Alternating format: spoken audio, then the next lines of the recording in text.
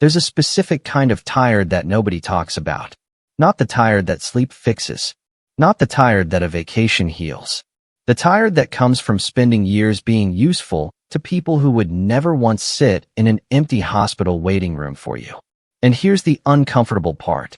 Most people doing this don't even know they're doing it. They think they're just being good. They think being agreeable, available, and endlessly understanding is what good people do. They've been taught that they're worth lives somewhere in their helpfulness. So they keep helping, even when it costs them everything. What if the thing you were taught about kindness was actually the thing quietly destroying you? I want to tell you about a psychological pattern so deeply woven into how some people operate that they can live inside it for decades without ever naming it. Psychologists call it fawn response. Most people just call it being nice. But there's a difference between generosity and compulsion. And the line between them is one of the most important things you'll ever learn about yourself. Think about the last time you said yes when you meant no. Not a small polite yes. The kind of yes you said with your mouth while your entire body was already exhausted before the sentence finished. Why did you say it? If your honest answer involves something like, I didn't want them to be upset, or I didn't want to seem difficult, or even just it was easier, then you already know what I'm talking about. Here is what most people never connect. The same nervous system response that keeps animals frozen in the face of danger doesn't only show up in physical threat.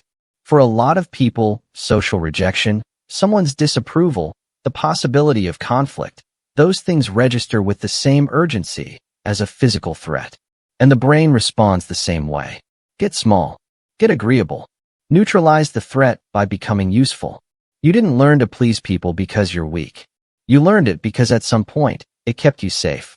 That's the part nobody says out loud. People-pleasing wasn't random. It was rational. It worked once. Maybe it worked for years.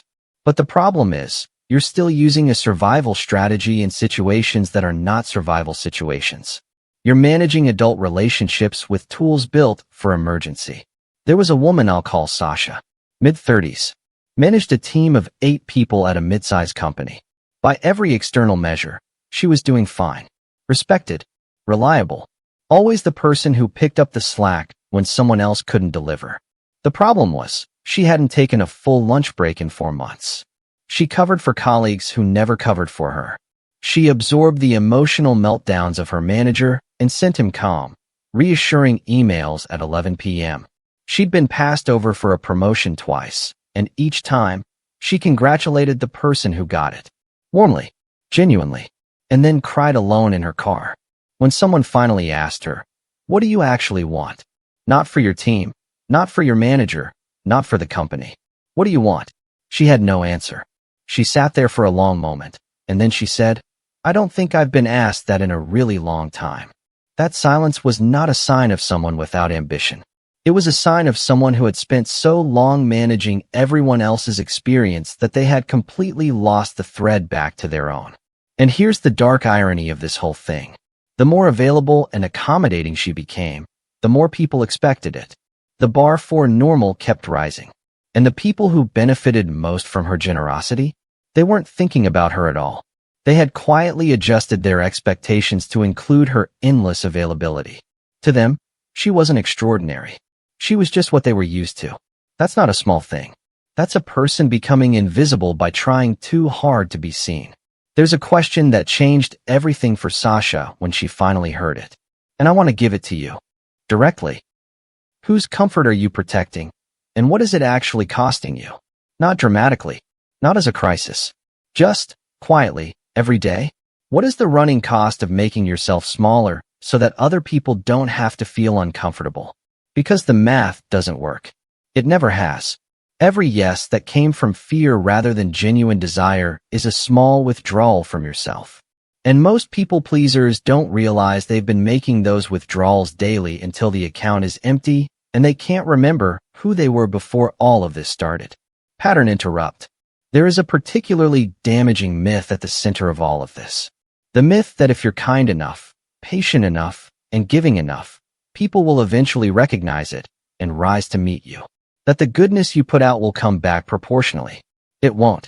Not from everyone. Some people are not built for reciprocity. They're not bad people, necessarily. They're just oriented differently. They take because that's what they've always done.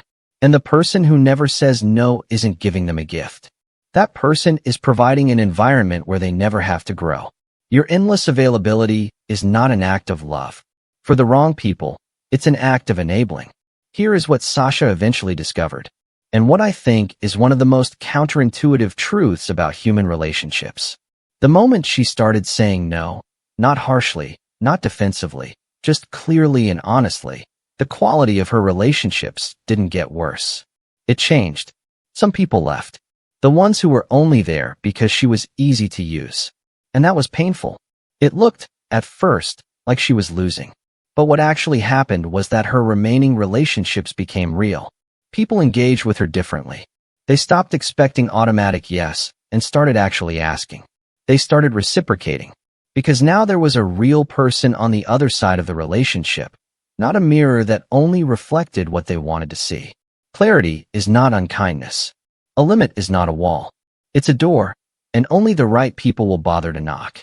The most generous thing you can do, for yourself and for the people you actually love, is to stop performing kindness and start practicing it honestly. And honest kindness sometimes sounds like, I can't take that on right now. Or, that's not something I'm willing to do. Or simply, no. Those sentences are not betrayals of a good character. They are evidence of one. You are allowed to stop being the person everyone calls when it's convenient. You are allowed to let people sit with their own discomfort instead of rushing in to absorb it. You are allowed to be someone's peer instead of their solution. And here is the thing about the people who are meant to be in your life.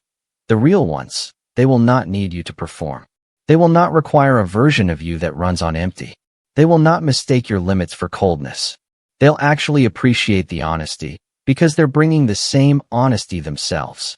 The relationships built on the real you are lighter than the ones built on the version of you that kept everyone else comfortable.